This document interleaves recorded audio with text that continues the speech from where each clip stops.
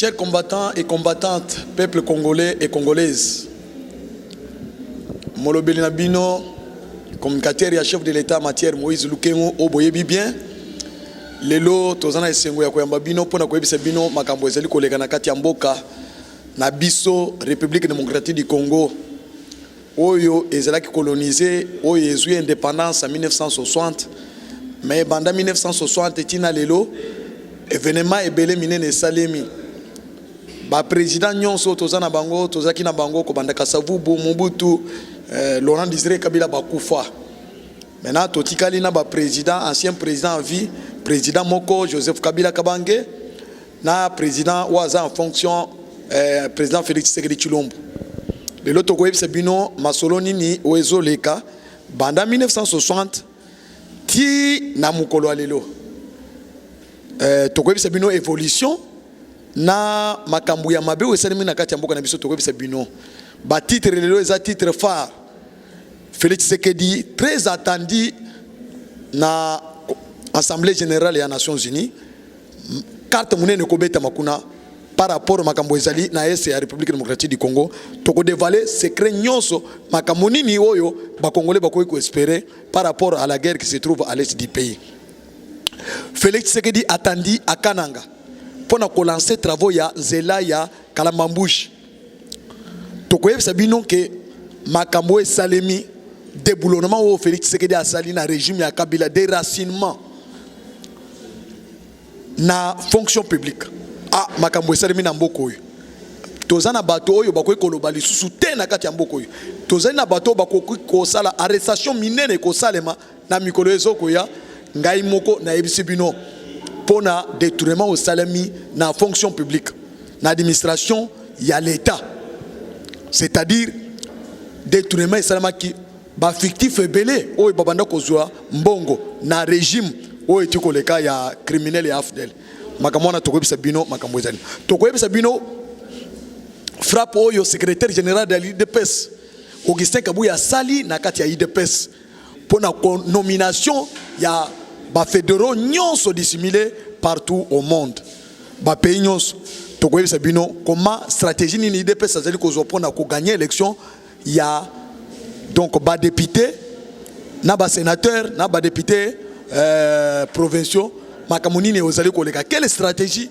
IDPS azana ngo pona ko changer bankambo tokoyebisa bino nde yango tokolakisa bino bapa nini bazana kati ya mboka na biso une forte délégation ya communauté internationale ya ba député ya Belgique après l'arrivée de roi Philippe na mwasi na Mathilde la reine Mathilde maintenant makambo esalemi changement esalemi munene comment Félix Tshisekedi est tenté de déraciner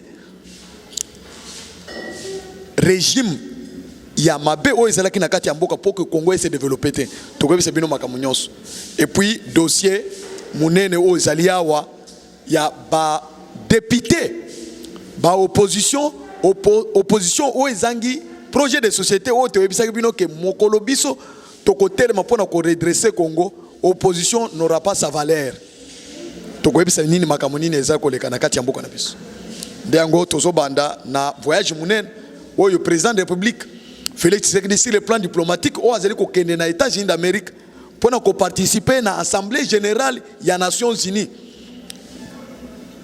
pona ko yebisa monde comment la communauté internationale a trahi la République démocratique du Congo pour le développement. Carte ebeta mindeni.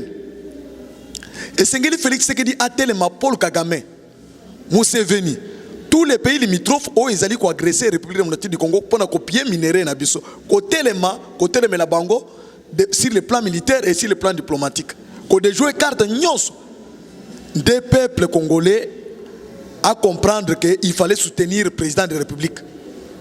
Des peuples congolais à comprendre qu'il faut défendre notre intégrité territoriale. Des peuples congolais à comprendre qu'il fallait qu'on défendre Mboka na biso au détriment ya ba multinationaux, na ba pays étrangers oyo ezali zinga oyo ezali ko vivre na dividende ya minéraux na biso. Ndeyango Félix Tshisekedi après avoir déclaré tout haut que c'est le Paul Kagame qui a agressé notre pays. C'est le Rwanda qui a agressé notre pays avec les forces négatives du M23, les terroristes du M23. Des communautés internationales ont comprendre que voilà, ça sera non-assistance en personne en danger et on va biso libanda des mondes bougés. Les États-Unis, la Belgique, l'Union européenne, tous les pays vont condamner. Non. Ça, c'est trop. Autant de massacres, 12 millions d'habitants. C'est tout un pays. C'est tout un pays, le Congo Brazzaville. Oyo Baboumi. Pour kaka kozwa mabele, pour kozwa minéré, pour exploiter les loyo. Rwanda a combattu déjà premier producteur de coltan mondial. Mais azana coltan na mabele na yete. Grâce à minéré à Congo, Kabila a tikela ki ye, Raymond Chibanda basinyaki accord na Paul Kagame que armée rwandais nde yango eko sécuriser peuple congolais. Donc c'est-à-dire bazana droit ya kokota bisika nyonso ko sala ko patrouiller ko exploiter minéré ndenge balingi. Nde Rwanda bimi premier producteur ya coltan. Asali na usine ya coltan na kati ya mboka na ye. Museveni na Uganda asali usine ya or kaka or ya République démocratique du Congo. Sous l'œil ya communauté internationale balobi ata eloko te. Batindi biso Monisco a yesko yopona ko aider bango communauté internationale azwa dividende na ye. C'est-à-dire ndenge makamuna banda ko yebisa bino ke mboka na biso ezalaki mboka te. Le Congo est devenu un pays souverain grâce à l'accession du pouvoir pacifique. Il y a Félix Tshisekedi Tshilombo otozo benga biso ke Fachi Beton.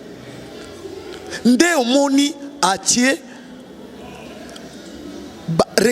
à réglementer le fonctionnement de Yamboka. Azu d'abord, loi Bazobenga, la Constitution, article 43, Bana Batanga, Ofele. Asali état de siège, article 85. État de siège est bloqué maintenant, Rwanda, Ouganda, ba pays nyons, bazala liloba lisusu, sir mboka na bisote. Toye bisaki bino bandeko. Que biso tozali ko défendre intégrité ya territoire, tozali ko défendre souveraineté na biso. C'est pourquoi nous sommes les communicateurs du chef de l'État. Non pour soutenir makambo ya mabe, mais pour ko soutenir makambo ya malamu oyo peuple a ko se retrouver. Makambo tozali ko yebisa bino, bo comprendre ngo que tozali ko défendre mboka na biso.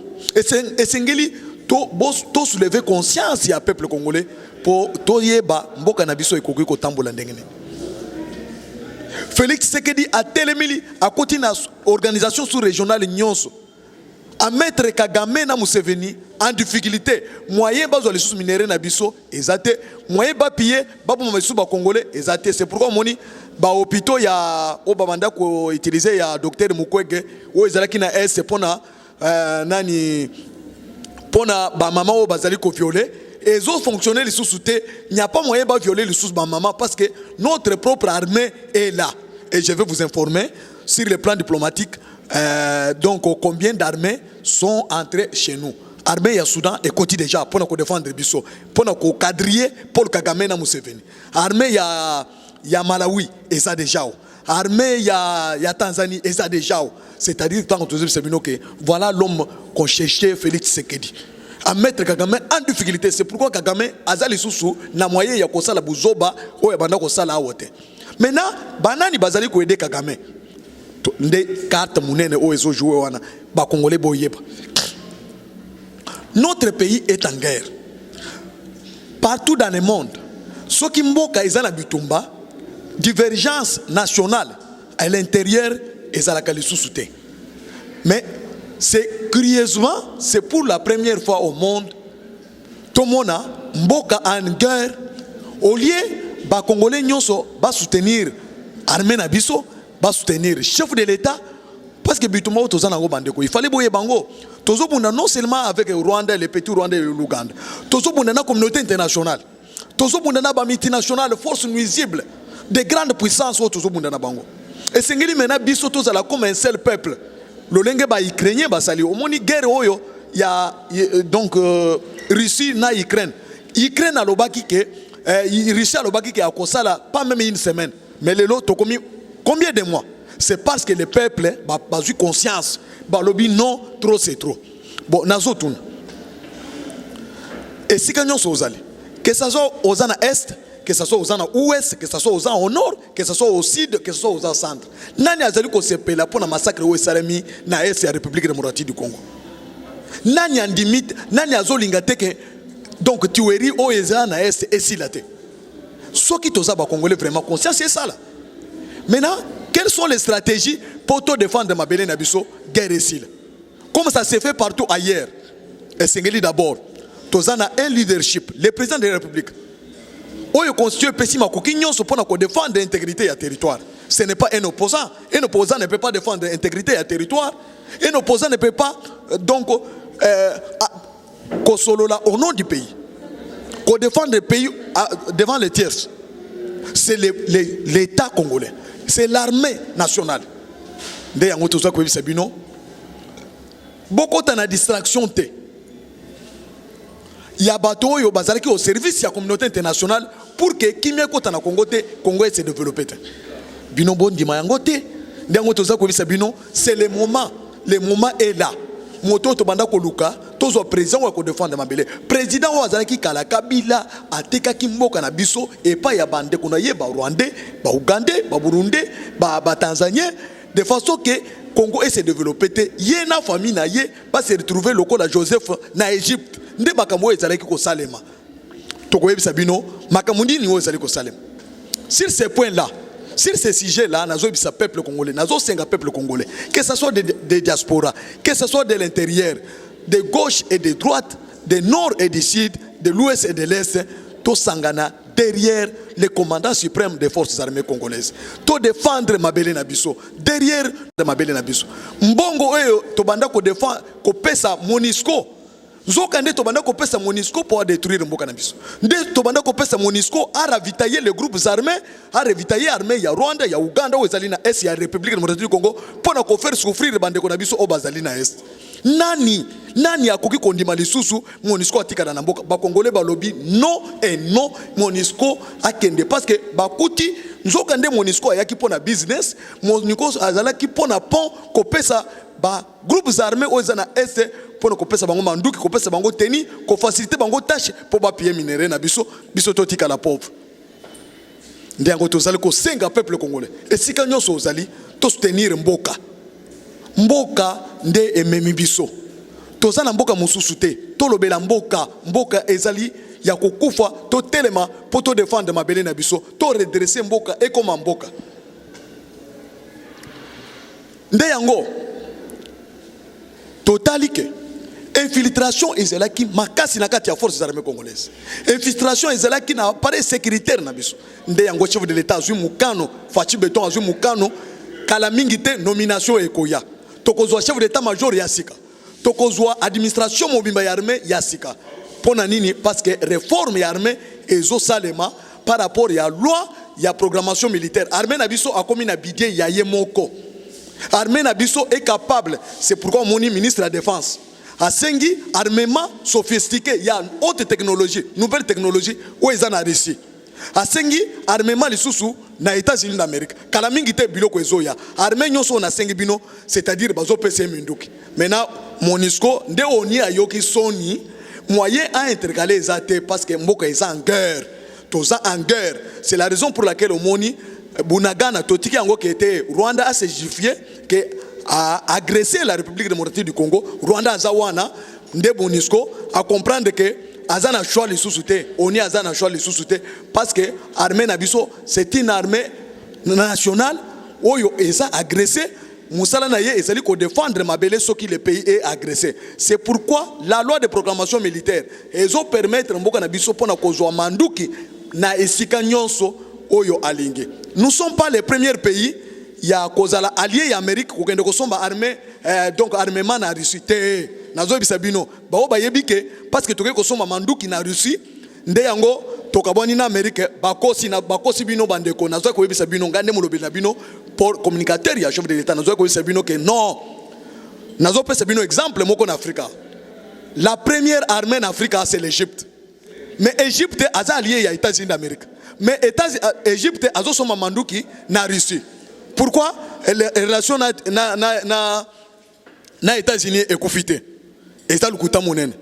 Biso biso la République démocratique du Congo na dimension tozaki ya kalate. Awa tokomi na grande puissance, tokomi comme d'autres nations du monde. Nous sommes considérés maintenant comme des grandes puissances sur le plan économique, sur le plan minéraux, sur le plan climatique. Nous sommes une grande puissance. C'est-à-dire ndenge Égypte azosomba manduki na États-Unis d'Amérique, azosomba manduki na Russie, problème exact.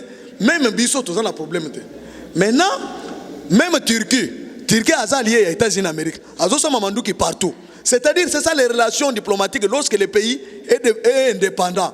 Le pays est souverain. Lorsqu'il est agressé, il doit jeter les armes partout où il veut. C'est ce que Félix Tshisekedi est en train de faire. Makambo Kabila lingaka salate. Akambo oyo régime oyo bo basali 18 ans alingaka salate atiki babozo bomba congolais bande ko na biso. Mais Félix azala motema ya bolingo pona ko défendre mabele na biso. Nde tozo bisa bande ko na biso ya est batelema. Derrière le chef de l'État, batelema derrière mapinga na biso, to défendre mboka na biso yokota kimia parce que mboka na biso ezana droit ya ko se développer, mboka na biso ezana droit ya ko telema liboso pour ko défendre donc continent na biso ya Afrique. C'est ce qu'on pouvait vous dire. Bo apaiser mitema na bino, problème ezate kala mingi te Rwanda sera sanctionné. Na communauté internationale.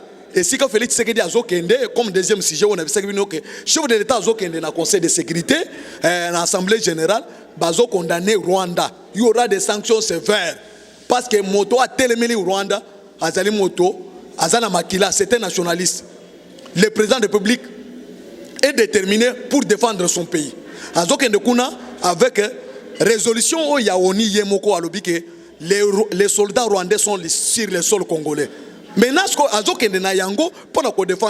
nous avons déjà beaucoup de partenaires sur le plan international au appuyer le gouvernement, lobbying nabiso, pour défendre ma belle, bas sanctionner Rwanda, histoire de Rwanda na Congo, et Sili.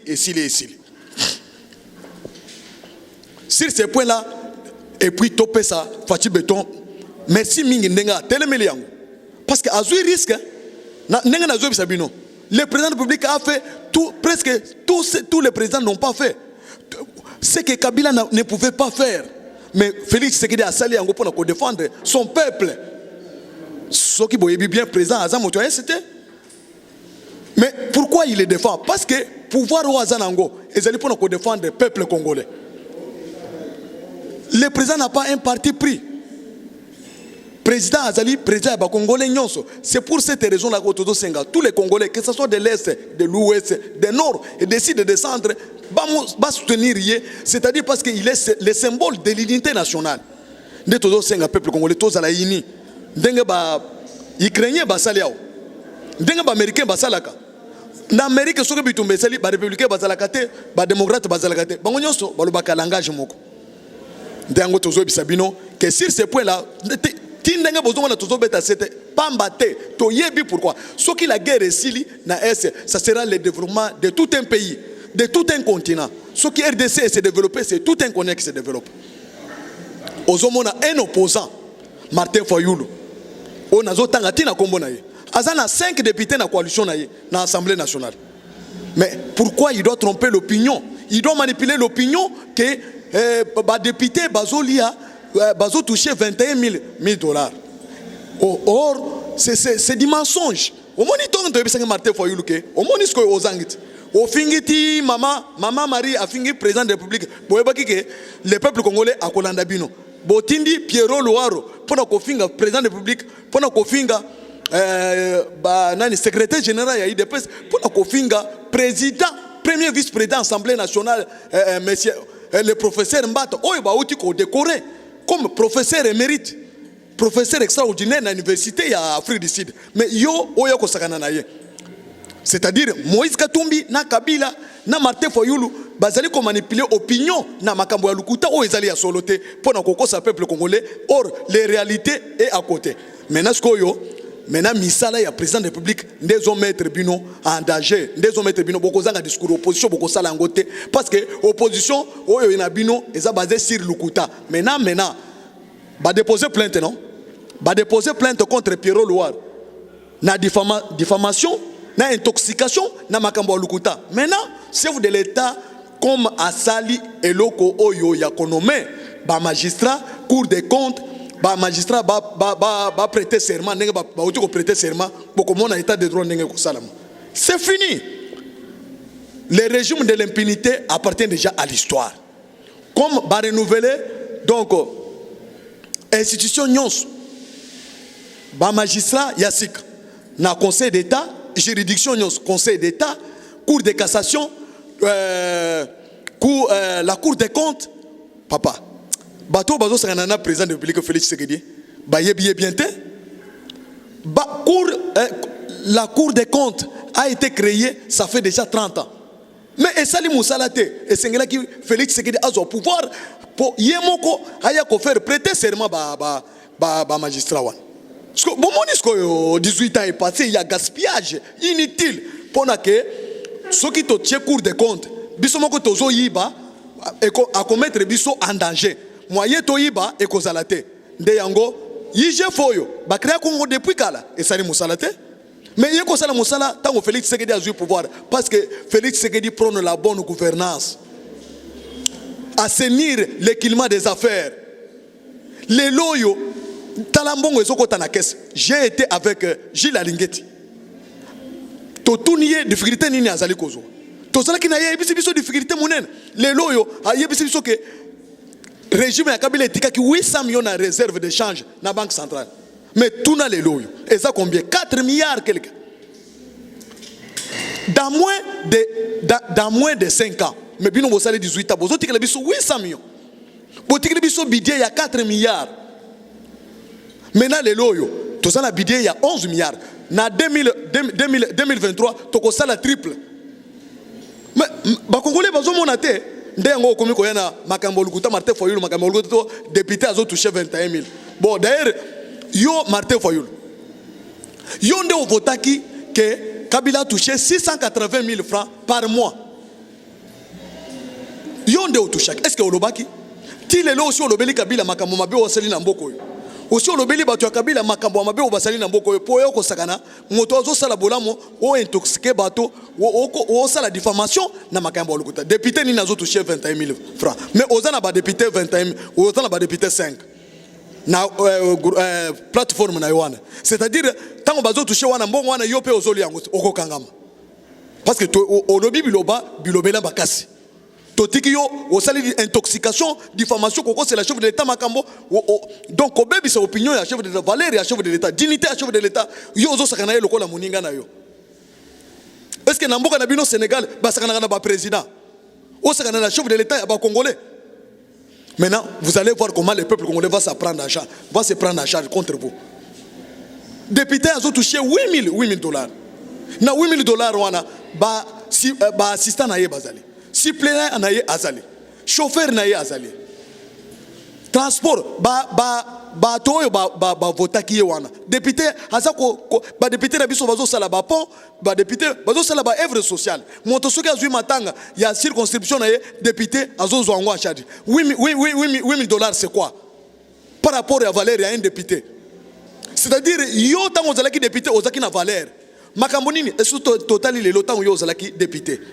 Mbongo bobanda kolia na bato ya Kabila ya commission ya boye na boye. Et ça valeur moko na ba député ya biso ya régime na biso yo. Au moins isko motema mabesko motema na yo mabe bimi.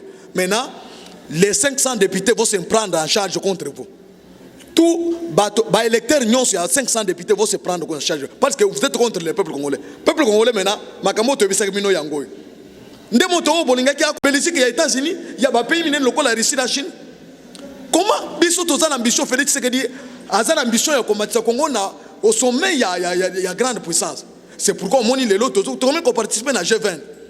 Yo Martin Fayulu tant aux élections députés au Bandako Kabila Bandako participe à G20. Est-ce que le Congo était une solution, le pays solution? Pourquoi yo ça monter mama beboy? Kabila a touché 680 000 francs par mois. Bato ba vota qui c'est ça bien non? Pourquoi bolobela ki angote? Ce qui est divisé, nous avons vu na poto asali calcul wana ke 8 000 francs, 680 000 divisé par 8 000. C'est-à-dire Kabila yemoko a un salaire il y a 85 députés nationaux. Maintenant yo mbongo ya ba Congolais ndezo sala yo kanda mbongo kabila banda ko lapide na ba ndeko na yen na ba Rwandais yo yebike o Geoffrey mo banda ko futa ba militaire na ba enseignant ya Tanzanie yo lo ba osulevaki un jour dossier wana ti kabila ndenga zokendo o monisko yo motema mabe peuple congolais ko s'encharger na yo oyebi bien le peuple congolais est en train de prendre conscience au moins nde opposition lo baki ko sala opposition yango marche ezate ville morte ezate olobaki ke ba votaki yo même ba to na ba boyo ndeni omoni ba yo kisaki yo soni na Kisangani no ba lobaki biso to votaki Tshisekedi makambo bosalaki na Mo Ibrahim na Kagame na Union européenne po ba lobaki yo nde okanyaki wana eza lokutate o chouette yo kanisaki ba Americain balinga bakota na kopa na bino wana soki otiki mboka ya Congo te ba Congolais ba soutenir institution mboka ba Congolais ba se développer yo ya lisusu na manœuvre na yo ya lokuta wana oko se prendre en charge. Le peuple va se prendre en charge et puis au commande. Au moins, ce que vous avez opposition, c'est ça votre projet de société. Il y a quoi c'est la bateau Makambo, il y a quoi Koloba Makambo ya Lukuta. Maintenant, ce que vous avez une institution. Maintenant, tous autres 5 justice. Au moins, les magistrats vont prêter serment. Au début, pourquoi va prêter serment? Maintenant, on va frapper jusqu'à moi les pinières. Bateau na bino bochaki na magistrature, na justice wana, bo pesi bango mbongo. Bakabili soana sont mis tout dehors bokomon bozo saboter justice yamboka or la justice c'est ça la miroir d'une nation non boye ba quitter que le peuple congolais va se prendre en charge un jour peuple congolais bon se laisser distraire na opposition aux angi maloba. Ils ne sont pas capables de montrer les projets de société. Les contrepoids, il y a pouvoir. C'est pourquoi le peuple congolais,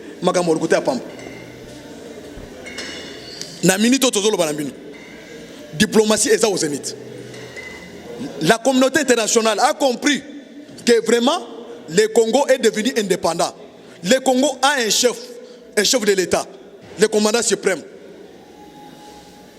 Est-ce que yo yebi capacité ya armement au bapesi biso na Russie yo yebi capacité o to sengi na Amerique o ezo eza déjà na nzela so boye ko sakana ressources Rwanda ko sakana ressources histoire ya Rwanda esili oyo abanda ko pesa bino kitus poids po bo sakana na peuple congolais histoire na bino wana esili o moni Moïse azolo ba ressources alo ba ressources yo na Moïse depuis quand bo si bo attaquer Kabila maintenant na fonction publique révélation munene salemi Kalawana 18 ans dans 18 ans Bozo Fouta 1 500 000 fonctionnaires Yalukuta or eza même pas plus de 600 au moniskoyo bato ya Kabila bako sala discours bako sala campagne deni bako sala campagne wapi na mboko bobanda ko lapide Bozo Fouta ba fonctionnaire fictif bako sala campagne wapi nemi mwilanya c'est-à-dire moke bébé parce que ba casser bino na kimuibi na bino bobanda ko sala. C'est pourquoi bato bamanda komela masanga ambiance bato ya Kabila bazo sepela donc on peut perdre c'est-à-dire tricherie na ndenge kaka to batela pouvoir po ezaki boyibe système wana ba bloquer yango et pas fati beton kopo wana esili bakangit na Kinshasa moko 650 000 fictif fonctionnaire au besoin mongo ya l'état o ya zana sa matricule wazande sa matricule ba dignitaire ya Kabila je vous dis na ebisa ke binoke bo sala ke parce que bo kimakite comme bo monaki que Félix Asali a tiki bino pamba nzoka nde abanda ko préparer justice ba magistrat ba prêter serment o yebi nombre ba prêter serment o yebi consigne o bazalango pour nous mettre en valeur l'état de droit champ de bataille ya IDPS bo comment est-ce que makamuni ne ko yela bi boka nga sentir Kalamingite, il y aura la nomination, il y a chef d'état-major, na équipe na union, tous c'est la bâtia même chef d'état-major Christian. Hein? Christian Chouéo, il y a garde républicain parce que il mérite la confiance du chef de l'État. Il fait bien son travail. Talandenge banda ba JR, ba garde chef de l'État bazali, nan to enregistré ka ata mon côté à Bévir. Mais talabana moura ndenge babumaki batuna kasai. Talandenge bana moura babumaki arma matungulu. Mais général Chouéo a battu l'équipe bien et puis bazo défendre Chiko Chantambo azana front. Oli basoda wana bazaki po babattre le chef de l'État selon la loi. Mais bazo défendre Mabele, bazo défendre le peuple congolais. Il mérite d'être même chef d'état-major d'armée. Parce que Bao Bazalaki, en complicité avec Kabila, Bazo ne dépend pas Kabila au lieu qu'on dépende pas du commandant suprême actuel. Basali loko na ndenge to ebisaki bino ndenge bato ba député basalaki na tango ya kalawana baboyi kotosa chef de l'État bazo kotosa monto akinga kati. Chef de l'État azokende États-Unis d'Amérique pour na ko défendre la situation de l'est du pays. Bayebaki ki akotika mais atikité. A télémi vraiment à lobby, même pour donner ma tête, je vais donner ma tête pour l'est du pays. Qui me compte? Sali manœuvre pas Bamindele. Pour bailler, vous savez que à lobby jamais. Même s'il faut que je termine mon mandat, un seul mandat, il a accepté ça, non? Il va aux États-Unis d'Amérique pour défendre la tribune des Nations Unies. Beaucoup de nani tribune koningana, monde Afrique koningana. Et il va là-bas non pas seulement comme chef de l'État de la République démocratique du Congo, il va là-bas comme le président, il y a sous-régional, il y a CAC de l'Afrique, les communautés économiques de l'Afrique centrale. Il va là-bas comme le président, il y a SADC, c'est-à-dire Yemoka a dirigé 27 États. 27 États, c'est-à-dire à l'Union africaine, il est toujours le responsable de l'Union africaine. Quel respect, quel courage. Et c'est pour cela qu'il sera attendu, son discours sera attendu monde entier. Pour défendre l'Est de la République du Congo. Et puis, à Kokene na Texas, et Sikawapi, patron, il y a pétrole. Kadhafi, Bazélien, pour 27 blocs de pétrole, 3 il y a gaz. Ah, Fachi béton. On valorise Mboka. Fachi a valorisé Mboka. Fachi a valorisé minerais Nabiso devant les instances internationales. Yo, Sakana Fachi. Opposition. Opposition, Yannin. Bossali 18 ans avec Kabila. Bossali autant d'années avec 32 ans avec Mobutu. Est-ce que Congo est Zalaki Mboka? Talandenga Zali ko bouger secteur par secteur. Parce que Bakangi qui moibi. Bakangi ko bomba na bino ba Congolais ko violer ba maman, ko violer ban. Lelo est ezana kimiate. Mais banda hier azo sala partout les moyens apesa kimia na Congo. Bana batanga ofele. Rentrée scolaire yango eza les 5. Oyoki UNICEF ndenga robi. Mobilisation des recettes. Oh, il a salemate depuis que Congo a même des gitans de Belges. Maintenant, il y a un président wana, na ministre wana, Nicolas Kazadi na Tony Mwaba na Didier Boudimbo, na maman Denis nani Antoinette Nsamba. La sécurité autour de Ngosko. Na parti mususu wana. En tout cas, le VPM ministre Asselo, qui fait un grand boulot. Malgré bako ko critiquer yo, en tout cas, vous avez joué un grand rôle. Banda que vous avez VPM qui m'a été na Congo. Hormis la guerre qui se trouve à l'est. Administration Nabiso, donc il y a l'État, et ça na Kimia, fonctionnement est normal. Tu as bâti un grand travail. Je te félicite pour ça.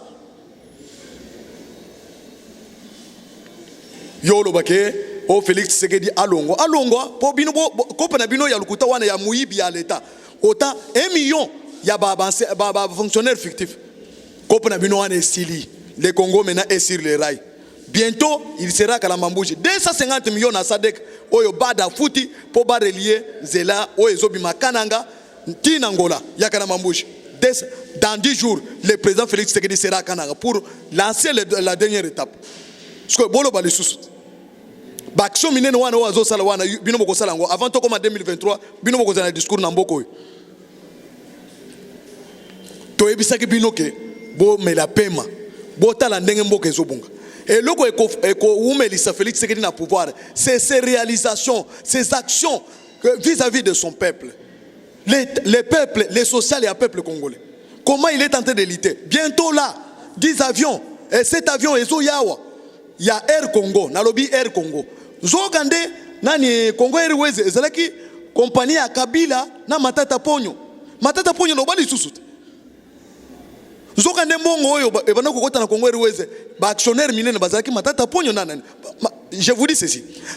To bombi to komanda ko sala révélation un cas par un cas. C'est-à-dire to koloba vérité nyonso peuple a ko désavouer bino comment na ndenge boko sala. Je m'excuse. D'ailleurs, c'est le peuple où il y a côté de bino na boloko. C'est le peuple où il y a traduire bino en justice. Parce que le peuple, ceux qui ont moni, dans 4 ans, dans 5 ans, Makambo Félix Sekedi a sali. Na où il y a 18 ans, vous allez voir vous-même. C'est pourquoi Bozo Bundaka kapona ko embrouiller carte à Félix Sekedi. Pour asala musalate. To yebi saki binot.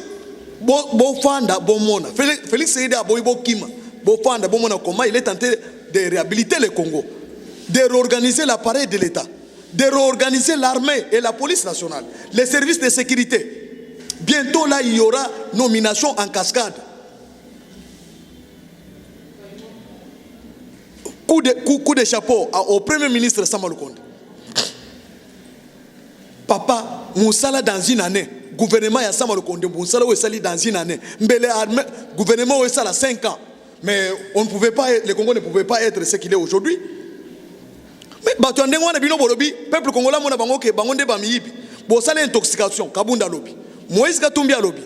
Yo un an ne mouila nyoye ko lobali susu. Mais vous avez son idée mamba de konabiso. Est-ce que vous avez congolais pour qui? Vous traitez ba congolais le kola nyama ou bien ni? Hein? Salama quitté pendant plusieurs années et bandi ko salema sikoyo. Mais ceux qui chantier wana esili. Bossali 5 chantiers et ceux qui wapi et même les Congolais ni Bossali la révolution de la modernité et même les Congolais ni bon distraire le peuple congolais bino boza ko s'enrichir boza ba milliardaire bientôt là les sanctions vont tomber non yo kanisi ezapamba bientôt là les sanctions vont tomber les autres vont rejoindre Thomas Lubanga nani Bosco Taka dans ce pays bino bozo mona lokolo Félix Motoblag il est méchant plus que son père. Au moins une distraction à Binowana. Maintenant, l'état de droit va jouer son rôle. Au salut diffamation, au conseil de Kamalukuta Bakangio. Parce que nous devons quand même normaliser notre système, non? Éducatif, moraliser le peuple congolais. Congolais Congolais doit être quelqu'un respectueux. Parce que tu as sur toute l'étendue de la République. Ndengue Zele Salemi. Coup de chapeau au DG et à OVD. Tumba Chikal. Coup de chapeau au DG de DGI. Moussala Obozo Sala. Et mon anano. Et mon ani. Mobilisation des recettes. Nam infrastructure routière. Nam ministre Gizaro. Ils sont en train d'abattre un grand travail. Nam ministre de l'Industrie. Bientôt là. Et là que Zobank Sabino. Parce que les vrais investisseurs. Bino bo memile biso kabila. Otiki biso kaka. PMI. Na Paris Foot. Otiki société ni na Congo. Mais société où il y a Bill Gates, Microsoft, c'est-à-dire ce sont des sociétés multinationales où il faut engager Batouebele et où il faut na caisse à l'État. Donc na engagement ya Batou. Pour lutter contre le chômage, non? La société minière il y a industrie minière Félix Sekedi est en train de remonter à Kolwezi, donc à Bukavu, donc au Nord Kivu. A Kinshasa otozana izini munene oyo ozosalema ya armement yo bino boyebi yango Kabila na famille na yo bino bobotoli ba port nyonso e komi ya bino biloko ya leta nyonso bo privatiser e komi ya bino zoka ndeti na compagnie oyo tozobenga ya Congo Airways komaki bien privé na bino yo Martin Fayulu est-ce que makambo wana ozaki na assemblée nationale wana olobaki yango peuple congolais yebi yango mbele Félix au pouvoir te peuple congolais alinga yeba makambo nyonso ya mabe o Kabila sali na mboko. Maintenant vous serez traduit c'est la haute trahison comme to yebisa ke bino botikité le chef de l'État est en train de faire le bien pour son peuple bino boza ko diffamer ko sala donc makambo alukuta po ba peuple a tourné contre le chef de l'État donc chef de l'État est en train ya ko bunda na Paul Kagame na Museveni armée étrangère na Monisco bino bozo bundisa chef de l'État c'est-à-dire bolingi chef de l'État kufa bino bon récupérer situation na bino bozonga ko na bino ezonga. Je vous dis ceci, c'est fini.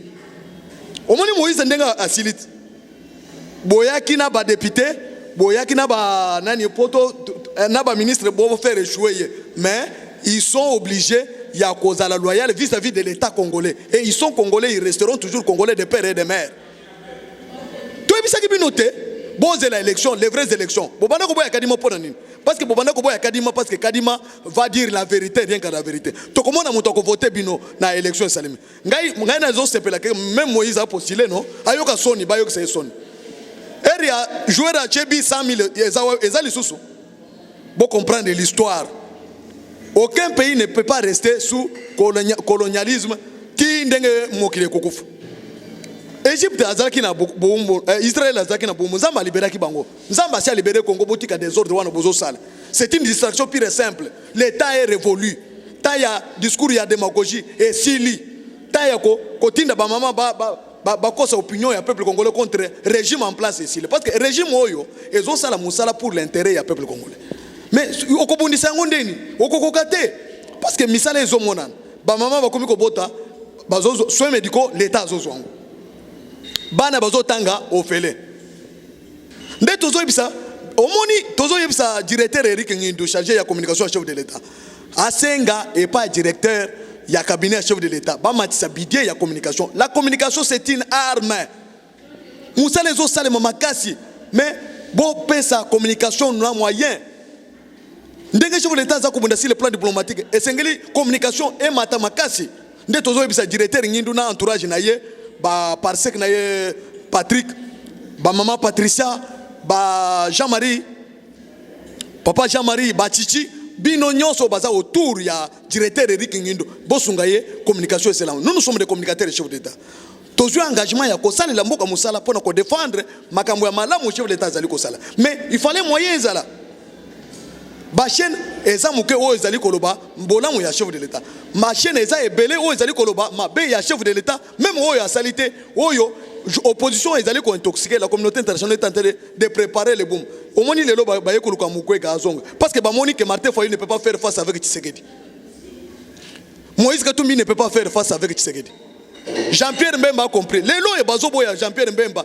Ba comme ko fika Jean-Pierre Mbemba parce que Mbemba lobi que je ne peux pas commencer à trahir. Nous ne pouvons pas continuer à trahir notre pays au détriment ya ba mindele, ya communauté internationale, totika mboka na biso ekufa. Je veux soutenir Félix Tshisekedi pour te défendre mboka. Au monisco mwana mboka azali mwana mboka non? Au monisco akeye Équateur. Yo Martin Fayulu kende suna bandundu. Ça là le même discours non? Ceux qui aux Congolais de père et de mère. Kende na bandundu, au sala paye le même discours. Mozito a kende pe, a sala le même discours. Moïse Katumbi a kende nakatanga a sala le même discours. Bon, comment vous êtes les ennemis du peuple congolais non? Vous êtes l'ennemi de notre pays. Et le ko bozo bomela Tshisekedi ezani. Et le ko bozo boyela Tshisekedi ezani. Bolo bate. Gratuité parce qu'à sali gratuité. Azo bunda guerre ici la na est parce qu'azo sala ke bana batanga ofele.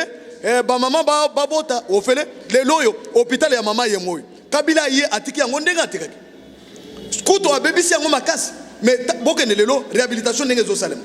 Bokene na Katanga na hôtel Karavia. Moïse Katumbi azaki gouverneur pendant 12 ans na Katanga. Atiki hôtel Karavia ndenge. Même Bakatangé, vous comprendre bino vous comprendre qui vous aime, qui ne vous aime pas. Kende na Kolwezi hôtel comment avion na nizele asakanya ekomi. Bota la SNCC, comment on a réhabilité SNCC? Oui, parce que tous les RTNCC à Kokufa, non? Tous les Jekamine à Kokufa, paralysé, on n'y a pas Moïse Katumbi, Teki Mining, pour la Kokaboulanan. Maintenant, qui aime ces pays? Mon toit pour redresser, mon toit Salamboka et Zongamboka développé, Ndewana Bozo Bundisa, même Bokozala maudit par Nzambe, non? Boloba et Lokonini Amabet Sekedi Azo Sala contre le peuple. Kendena Avenir Lenges. Botuna aba habitat anglais. Avenue on les autres traversé 4 communes. Bokene na kan Lucas ko bomona makambo esalemi. Na bandu ndukura ezalakite. Na Équateur courant ezalakite. Bokene skoyo bomona misala o Félix azali ko sala dans peu de jours. Mais misala wana soke esili mboko eko changer te. Maintenant il fallait ko bondisa ye bozonga suku na kope na bino pona intérêt na bino wana ozala na ba mindele baba na ko utiliser bino pona contre mboka et puis bozondim. Je vous dis makamona zolo le peuple sera témoin. Jour où les Congolais vont réveiller un jour contre les opposants ou contre l'intérêt du peuple congolais, vous allez vous entendre. Parce que Chine ne se développe pas. Il y a eu la révolution, non? Na Roumanie, révolution Salamaka. Na États-Unis, révolution Salamaka, non? Ils étaient colonisés par les Anglais. Les Makambo Bozo Sala. Montoyer pour sauver le peuple congolais. Bino Bokomi ko comploter contre lui. Vous allez voir, le peuple va se prendre en charge. Makambo Tozote, peuple est en train de prendre conscience na makambo ya malamu. Parce que le peuple a besoin des actions concrètes. Le peuple a besoin de réalisation et non discours na bino ya lukuta diffamation, il y a réseaux sociaux. Au moni Martin Fayulu, au commis opposé il y a réseaux sociaux, il y en a Moïse Katumbi na Kabilet. Bozel. Kabila a touché 680 000 par mois. Est-ce que nous, les Congolais ont fait un problème? Tindengo Zobima na pouvoir. Maintenant, quand on a 8 000 y a pas députés, les députés là, c'est les députés rwandais ou sénégalais. C'est les députés congolais, non? C'est-à-dire, les députés congolais qui jouir na Moussala Wazo Salate. Yo Sala Moussala, yo Kimaki qui député, non? Mais pourquoi bateau na yo, Moutonayo anao ya salopette wana ya SID? Azo touché 21 000 ndengo lobiwan. Pourquoi azo la tabilambate? Azo distraire le peuple, Nzo Kande azo touché 21 000 francs. Ozo monesko makamusus. Hein, Martin Foyulu. Distraction, bozo même le peuple congolais. Au moni à la lire où vont les choses. Ce qui moni que totiki parce que tant y a modélisation. Ce qui to bandi bituma musus.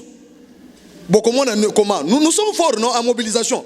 Yo ozangi ko mobiliser bato peuple nazela. Biso ce qui to telemi ko mobiliser peuple congolais nazela. So okokima na mboko. Bokokima non. Parce que totiki bino ke mboka ezala kimia to sala réconciliation nationale bokomi ko sala bêtise biso to bunda ki pona ko redresser mboka social et peuple congolais monana maintenant biso to zo bunda po Congo échanger bino bozo bundisa biso tout ce que to réagir mais tozo c'est d'abord réaction ya magistrature ba magistrat oyo ba prêter serment ba sala musala ba ce qui ba sala musala bango to le peuple va se prendre en charge contre les gens qui ne veulent pas le développement de ces pays, comme les gens qui ne veulent pas la paix dans ces pays, les gens qui ne veulent pas que le Congo soit uni. Na ba intoxication na bango, na diffamation na bango. Na sepeli makasi ndenge premier vice-président de l'Assemblée nationale, le professeur Mbata, comme ba avocat na yeba ko porter plainte contre Pierrot Loire. Il sera arrêté et on ne peut pas accepter encore des bêtises comme ça. Kabunda Assambat, parti est Koufit. Utilisé par les étrangers. Maintenant, Mbemba, ouais, Azaki na opposition contre Bisso. Alors, je ne peux pas accepter encore na travailler na Bamindele au détriment de Ndeko na Bisso, na soutenir Ndeko na Bisso. Yo Kabunda ozolo bake to chasser Félix Tshisekedi na pouvoir. Au monisco comment moté mamabe zo salapino. C'est le même moté mabe wana zo salaba wa ba to bazo sakana na secrétaire général ya Augustin Kabuye. To bisaki binote. Augustin Kabuye est en train de préparer les partis pour partir et sa majorité autres qui n'ont pas élection en 2023. Maintenant bino bozo intercalé bozo tche bateau dans les roues bozo bundise bozo finga bozo tinda bateau. Tout ça na secret nyonso ya bino bateau babanda ko utiliser contre le secrétaire général. To yebi yango nyonso et puis même les chefs de l'État est au courant na manœuvre bozo sala. Maintenant biso tozo luka to pesa chef de l'État majorité. Tozo parlement majorité na parlement. Tozo majorité na Sénat. Tous en majorité dans l'Assemblée provinciale.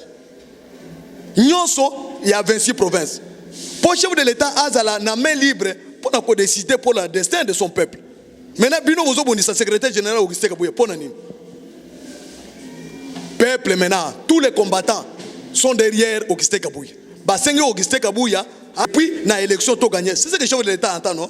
Yo bino bokanisi que Félix Tshisekedi a évité des autres obozali ko salawana manevre obozali ko salawana pour l'empêcher encore d'avoir donc la majorité pour que ne sous na coalition makambo coalition ko sala té ça je vous l'ai dit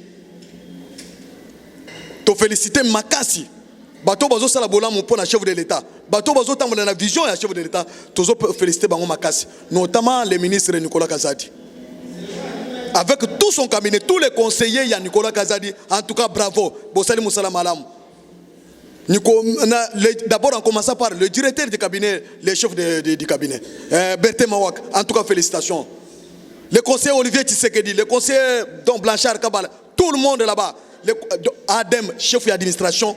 Lionel, chef d'administration et de finance. Topesio Merci Ming. Ba conseiller Nyos. Ba conseiller Tshisekedi, Baza et Belé. Chimbalang, tout le monde, ndenge bozawana musalo bozosala. To féliciter bino parce que bambo mebimi. Bon misibiso na budget il y a 3 milliards, le lot tout à la 11. Na 2023 ekozala il y a 3 fois. To féliciter bino makasi. Les professeurs Tony Mwaba pour na musala gratuité, les loyo rentrée scolaire raison douceur, pas question de grève et consort. Donc bawe babundisaki la gratuité ont échoué. Tu es sorti gagnant en tête haute. Nous te félicitons makasi.